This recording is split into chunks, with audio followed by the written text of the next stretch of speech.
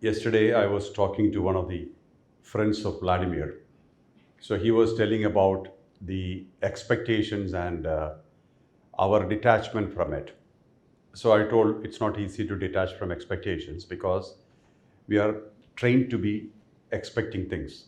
This is our training that we have got. So I explained further to him. Average human being in this world, there are about 7.5 billion people, almost 8 billion. An average human being lives a life of desire and fulfillment. Desire, fulfillment. For example, you became hungry, you got food, satisfied, only temporarily. Again, you became hungry, you want food. Like that, desire and fulfillment is our pattern of existence. This is the first operating level. This is where we stay. When I say satisfied, it's a temporary satisfaction, relative satisfaction. Very little time, mind is quiet. This is the first level of awareness towards enlightenment. When a person transcends to a state of enlightenment, enlightenment or self realization is simply realizing who runs the show within us, realizing what we essentially are beyond the name or form. That is enlightenment. So, first level of awareness is that we become aware that our contentment factor is temporary, desire and fulfillment. Second level, once you become aware of the first level, then a man transcends to the second level, where you have a desire, but you do not have a need for completing it or fulfilling. That means desire exists, but fulfillment is not important.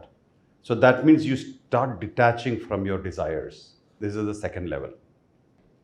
When you reach the third level, that means you have desire, but you have no inclination for fulfillment. So desire itself starts getting weakened because desire produces thoughts, thought produces expressions, expression produces actions. This is how our clock works, our life works.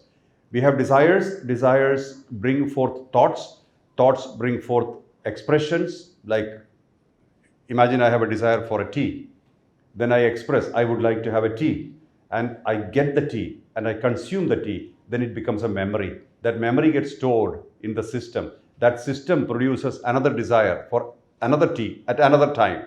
Then the thought comes, this is a good time to have tea. Again, I say, I would like to have a tea. This is how our cycle works, our life works. This is how the patterns are created. So, in the third level, when desire itself is not there, thought is not there. That means more silence inside.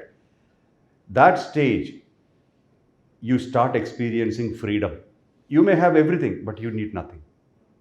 Real freedom starts then. And at the third state, when desires are not being produced, fulfillment does not matter. What happens? At the fourth state, at the third state itself, you can see that desires are so big, it's almost like it's outside of you, not even inside. Fourth state, the mind collapses. Because what holds your mind? The pillars that hold your mind are thoughts. Thoughts do not exist because desires do not exist. Mind collapses. Total freedom is experienced at that time. You are free. That's the state of masters. The real meaning of self sufficiency starts being felt then. At that point in time, when you are complete within, you don't need anything outside. Possessions, positions, relations are not important anymore for that feeling of completeness. You have something or not have something is the same. That's the way mastery happens. Otherwise, we are chasing something outside all the time and we are getting tired. Here, everything comes to you. Or you can have everything, but you really don't need anything. So then you shift to the fifth stage, where you are existing, but you don't belong. You are not looking at yourself in terms of somebody, or something's somebody. Owner of a house, owner of a car, or owner of a business, or owner of somebody or something, that completely goes out. What exists then? What remains? You as complete personality, complete being. No compromise there. So this is the fifth state. Then comes sixth state, where you probably will not be even aware of your body. That's the state of masters like Babaji.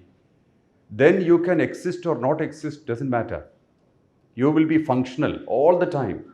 You are in the body and you are outside the body. You are one with the entire consciousness. You expanded beyond the boundaries of your physical form. Sixth state. These six states are each ladder towards perfection. Then comes one more state, but that's not important. But first get here.